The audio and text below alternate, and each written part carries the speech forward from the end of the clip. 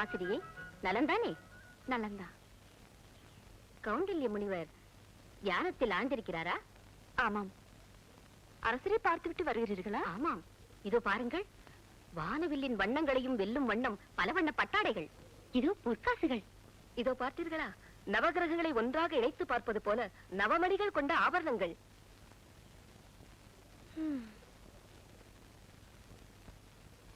என்ன பார்க்கிறீர்கள்?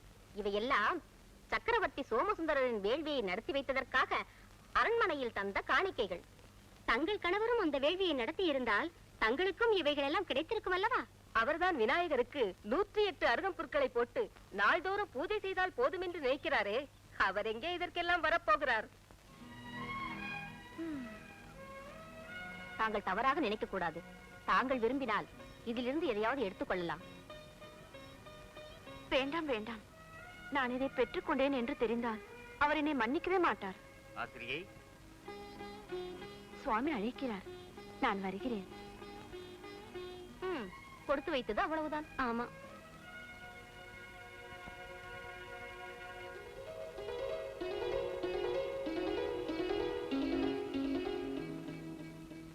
ஆசிரியை, உன் முகத்தில் ஏதோ குழப்பம் தெரிகிறதே.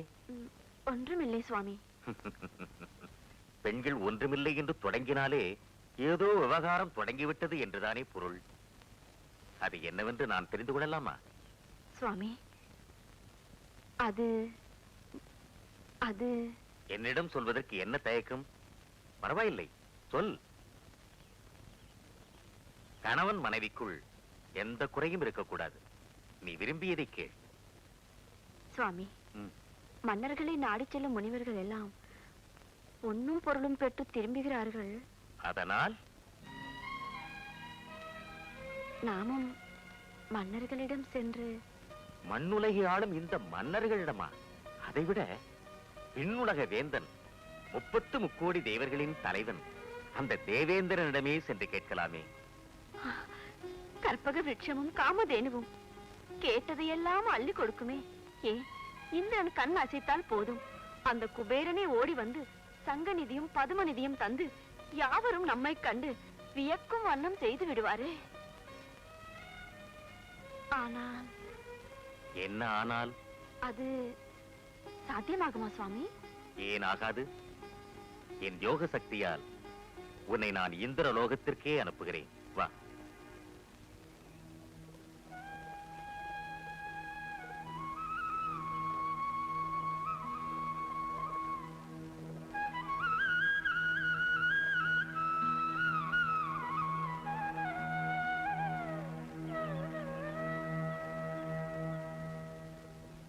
ஆசிரியே, சுவாமி, இந்த அருகம்புல்லின் எடைக்கு எவ்வளவு செல்வம் கிடைக்குமோ அதை மட்டும் பெற்றுக் கொண்டு வா. சுவாமி, சொன்னதை செய்.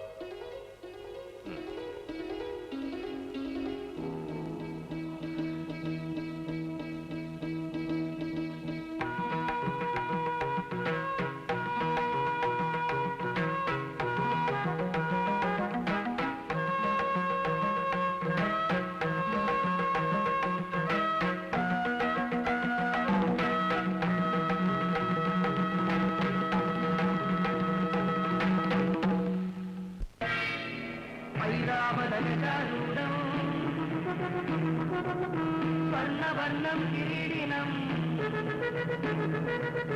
சஹஸ்ரநயனம் சக்கரம் வஜ்ரவாணிம் விபாவயே.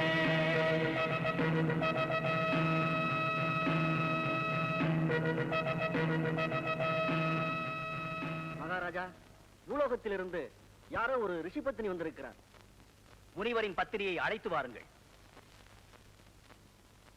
சுவாமி, இது என்ன அதிசயம்? தவசக்தி படைத்தவர்களால் மட்டுமே வர முடிந்த இந்த அமர லோகத்திற்கு ஒரு மானிட பெண்மணியால் எப்படி வர முடிந்தது?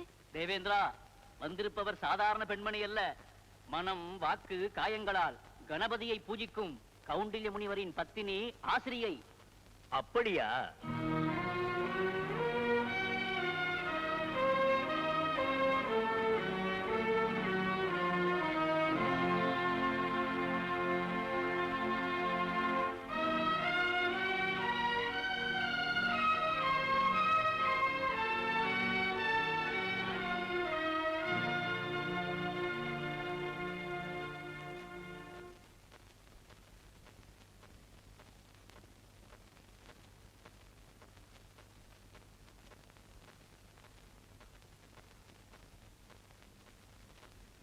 வாருங்கள். எவருமே வர முடியாத இந்திரலோகத்திற்கு தாங்கள் வந்திருப்பது எனக்கு வியப்பாக இருக்கிறது. தேவ தலைவா, இந்திர சபைக்கே வந்து தங்களை தரிசிக்க முடியும் என்று இன்று வரை நானும் நினைத்ததில்லை. என் சுவாமியின் யோக சக்தியால் இப்படி ஒரு பாக்கியம் எனக்கு சித்தித்தது. ம்? தாங்கள் வந்த காரணத்தை நான் அறிந்து கொள்ளலாமா? அது அது ம், சொல்லுங்கள். தயக்கமாக இருக்கிறது. ஆசிரியை, கௌண்டல்ய முனிவர் எதற்கு இங்கு அனுப்பினாரோ அதை சொல்லிவிடேன். நிறைந்த பொருளை பெற வேண்டும் என்றுதான் வந்தேன். ஆனால் என்ன ஒரு நிபந்தனை. நிபந்தனையா? இந்த இந்திரனுக்கா? தங்களுக்கல்ல, எனக்கு. ஓ, எதுவாயினும் கேளுங்கள். இதோ இந்த அருகம்புல்லின் எடைக்கு என்ன கிடைக்குமோ அதை மட்டும் பெற்றுக்கொண்டு வர வேண்டும் என்று என் சுவாமி கூறியிருக்கிறார். அருகம்புல்லின் எடைக்கு பொருளா?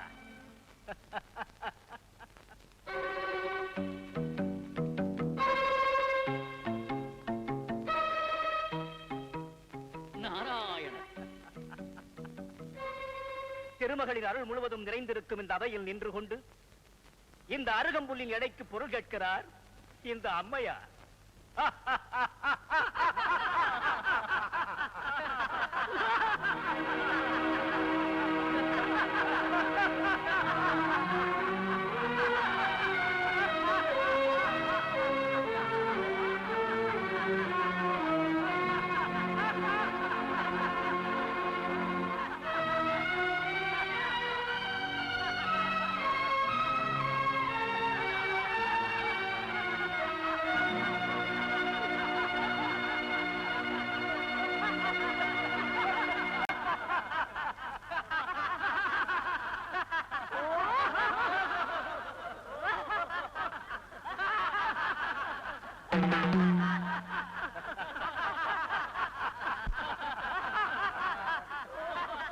அற்புத சக்தி வாய்ந்த கற்பக விருட்சத்திற்கு அதிபதி நான்.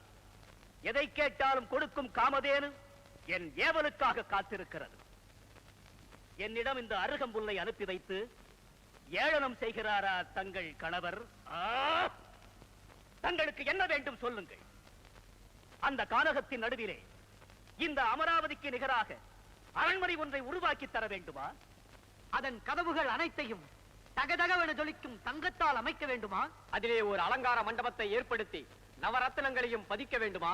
பகைவர்களை அடிமையாக்கி உங்கள் காலடியில் பணி வைக்க வேண்டுமா? என்ன செய்ய வேண்டும் சொல்லுங்கள். இங்கிருந்தே ஆணையிடுகிறேன். மன்னிக்க வேண்டும் அமராதிபா. என் சுவாமியின் வார்த்தைக்கு மாறுபட்டு நான் நடந்து கொள்ள மாட்டேன்.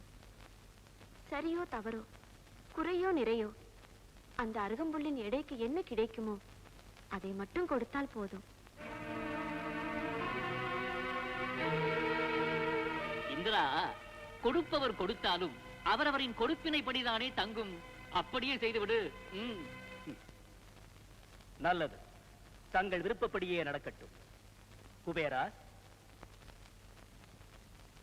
ரிஷிபத்திரியின் விருப்பப்படி இந்த அருகம்புல்லை துலாக்கோலிலிட்டு இதற்கு எவ்வளவு தர முடியுமோ அதை கொடுத்தனுப்பு.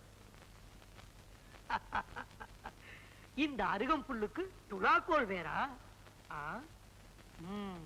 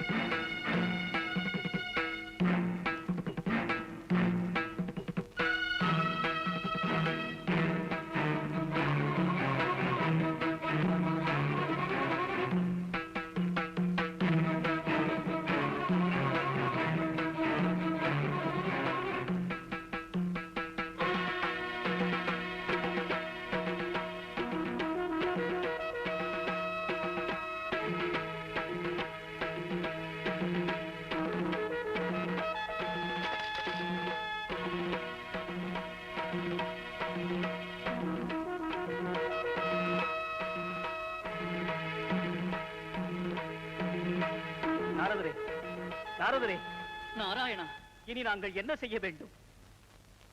அதுதான் எனக்கும் ஒன்றும் புரியவில்லை தேவேந்திரா.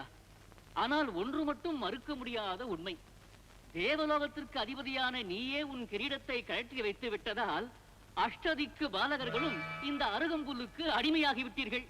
அதாவது இதை கொடுத்தனுப்பிய கௌண்டில்ய முனிவருக்கு நீங்கள் எல்லோரும் அடிமை. நாராயணா,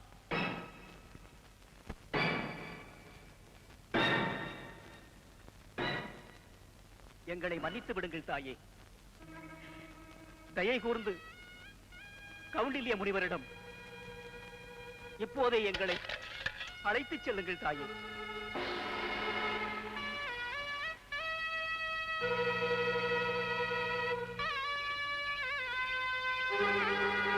சுவாமி, என்னை மன்னித்து விடுங்கள். ஆசிரியை, எழுந்திரு.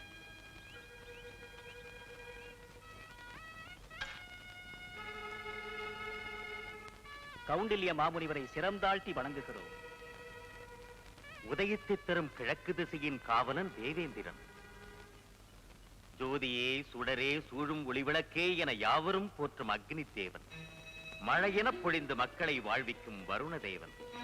உயிர் மூச்சுக்கு ஆதாரமாக விளங்கி உலவ வைக்கும் வாயு தேவன். நவநிதியங்களையும் அள்ளித்தரும் குபேரன். பாசத்தால் தவிக்கும் மக்களை பாசக்கயிற்றால் பிரிக்கும் யமதர்மன். பெருமை மிகுந்த நிருதி ஈசனை போன்ற ஈசானன்.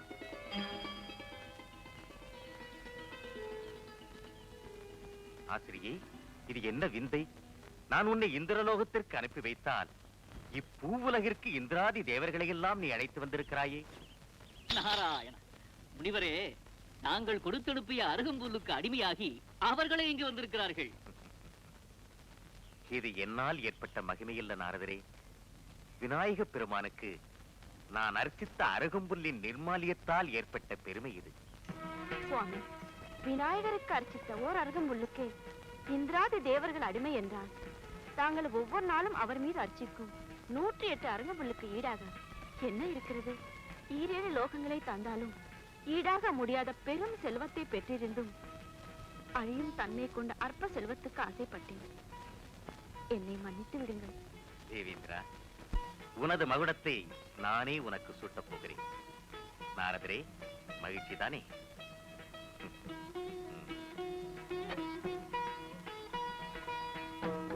யாருக்கும் யாரும் அடிமை கிடையாது.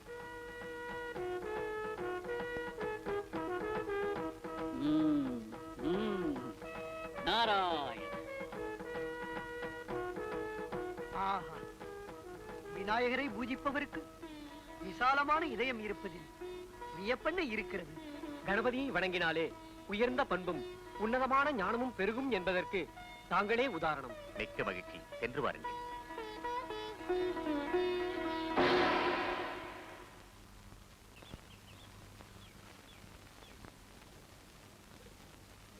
உங்கள் அனைவரையும் ஒரு சேர பார்ப்பது எனக்கு மகிழ்ச்சியாக இருக்கிறது. வாருங்கள், அமருங்கள், அமருங்கள். சுவாமி, தங்களின் பெருமையை இன்றுதான் உணர்ந்தோம். விநாயகருக்கு அருகம்புல்லை அர்ச்சிக்கும் வழக்கம் எப்படி ஏற்பட்டது? அனலாசுரன் என்ற கொடியவனோடு விநாயகர் போர் புரியும் போது அவனை அப்படியே எடுத்து விழுங்கிவிட்டான். அதனால் அவருடைய உடல் தகித்த போது முனிவர்கள் எல்லோரும் கூடி அவர் மீது அருகம்புல்லை போட்டு அர்ப்பித்து குளிர வைத்தார்கள். அன்றிலிருந்து அதுவே அவருக்கு விருப்பமான நிவேதன பொருளாகிவிட்டது. சுவாமி, விநாயகரை அர்ச்சித்தார் ஓர் அருகம்புல்லுக்கு இவ்வளவு பெருமை என்றால் விநாயகரின் பெருமை எப்படிப்பட்டதாக இருக்க வேண்டும்? அவரது பரிபூர்ண அருளை பெற்ற தாங்கள்தான் அதை எங்களுக்கு சொல்லி அருள வேண்டும். முதலில் விநாயக பெருமானின் திரு அவதார பெருமையை சொல்லுகிறேன், கேளுங்கள். ஒரு காலத்தில் கைலாயத்தில் சிவபெருமானும் அன்னை உமையவளும் தனித்தனியே அமர்ந்து யோகத்தில் ஆழ்ந்து விட்டார்கள். சிவசக்தி சங்கமம் நிகழாததால் புவனங்கள் அனைத்தும் இயங்காமல் நின்றுவிட்டன.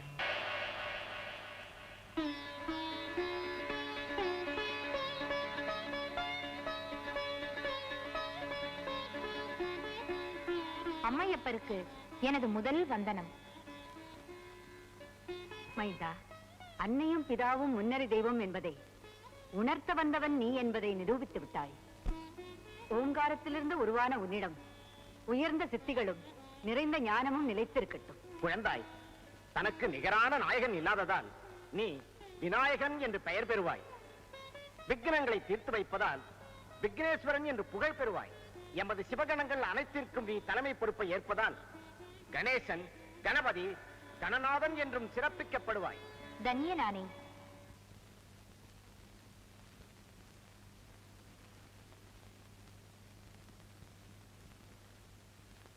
गजाननं भूतगणातिसेवितम् कवित्तजम्बूफलसारभक्षितम् उमासुतं शोकविनाशकारणम् नमामि विघ्नेश्वर पादपङ्कजम्. சுவாமி, ஒரு சந்தேகம். கேள் தேவி.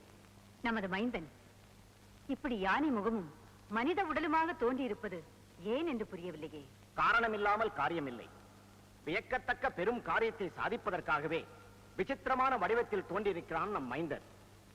உரிய காலம் வரும்போது அதை நீயே அறிந்து கொள்வாய். தங்கள் சித்தம்.